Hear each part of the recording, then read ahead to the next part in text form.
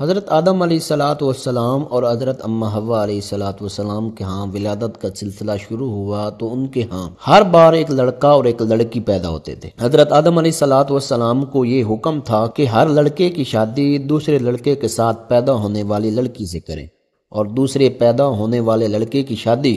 پہلے لڑکے کے ساتھ پیدا ہونے والی لڑکی سے کریں۔ حضرت اماں حوا کے ہاں ایک مرتبہ قابیل اور اس کی بہن پیدا ہوئی اور دوسری مرتبہ حابیل اور اس کی بہن پیدا ہوئی۔ سب کا اصول کے مطابق قابیل کی بہن کا نکاح حابیل سے اور حابیل کی بہن کا نکاح قابیل سے ہونا تھا۔ اتفاقی طور پر قابیل کی بہن حابیل کی بہن کی نسبت زیادہ خوبصورت تھی،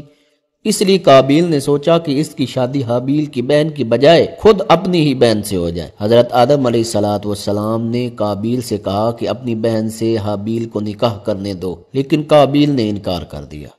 اور سمجھانے کے باوجود اپنی ہی بہن سے خود نکاح کرنے پر اصرار کیا۔ حضرت آدم علیہ الصلاۃ والسلام نے ان دونوں سے کہا کہ تم اللہ رب العزت کی راہ میں بطور نذرانہ قربانیاں پیش کرو، جس کی قربانی قبول ہو جائے گی وہی حق پر ہوگا۔ حابیل بکریاں پالتا تھا، اس نے ایک موٹی تازی بکری قربان کی،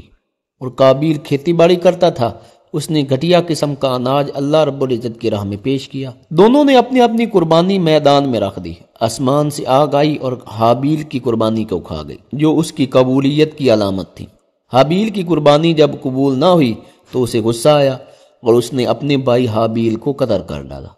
جب حابیل قتل ہو گئے تو قابیل نے کھلے آسمان کے نیچے اس کی لاش رکھ دی، اس لیے کہ اسے دفن کرنے کا طریقہ معلوم نہیں تھا۔ آخر کار اللہ رب العزت نے 2 کوے بھیجے، ان میں سے ایک نے دوسرے کو مار دیا، پھر چونچ سے گڑھا کھود کر مردے کوے کو اس میں ڈال کر اوپر سے مٹی ڈال دی۔ قابیل نے جب اپنی آنکھوں سے یہ ماجرا دیکھا تو شرمندہ ہو کر کہنے لگا، ہائے افسوس، میں اس کوے سے بھی گیا گزرا ہو گیا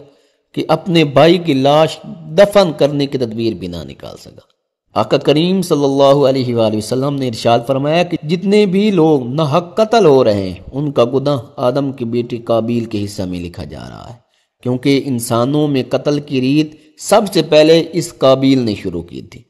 اور جس نے اسلام میں کوئی اچھا طریقہ رائج کیا پھر اس کے بعد اس طریقے پہ عمل کیا